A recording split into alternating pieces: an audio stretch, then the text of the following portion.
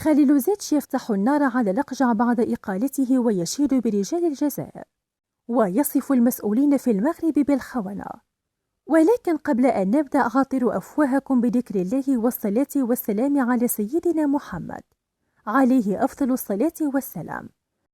بعد إقالة مدرب المنتخب المغربي وحيد خليلوزيتش رسميا من منصبه قبل بداية كأس العالم ب100 يوم فقط، فقد صرح خليلوزيتش لشبكة إفريقيا سبورت وقال: لقد تعرضت للخيانة من جانب المسؤولين المغربيين، وخاصة من المغربي فوزي القجع رئيس الجامعة المغربية، الذي كان يحاربني بكل قوة من أجل إقالته من تدريب المنتخب المغربي.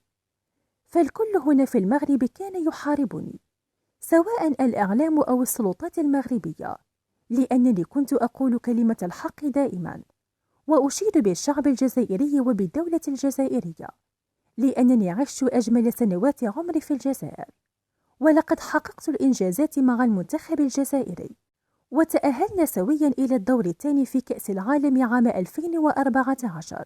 ومنذ هذا الإنجاز لم يحقق أي منتخب عربي أو فريق بالتأهل إلى الدور 16 من كأس العالم. وكنت دائما أشيد بالشعب الجزائري، سواء في العلن أو في الأحاديث الجانبية، فهم دائما من يقفون في جانبي في وقت الشدة. ولكن المغربي فوزي القجع هو خائن من الدرجة الأولى، وكاره جدا للدولة الجزائرية، ويعمل كل ما بوسعه ويستغل نفوذه داخل الكاف من أجل إقصاء الجزائر من البطولات العالمية والإفريقية. فأنا وصلت بالمنتخب المغربي إلى كأس العالم، وصنعت فريقا قويا من أجل التأهل إلى الدور الثاني في كأس العالم، لكنني أنا تعرضت للخيانة من جانب هذا المسؤول الذي كان دائما يوجه للطعنات في ظهري. ولكن لا أندهش من خيانة هؤلاء المسؤولين، فهم من خانوا العهد مع فلسطين، وطبعوا مع إسرائيل ليقتلوا الأطفال والنساء يوميا. وأتمنى زيارة الجزائر قريبا، لأنهم من أطيب الشعوب إلى قلبي.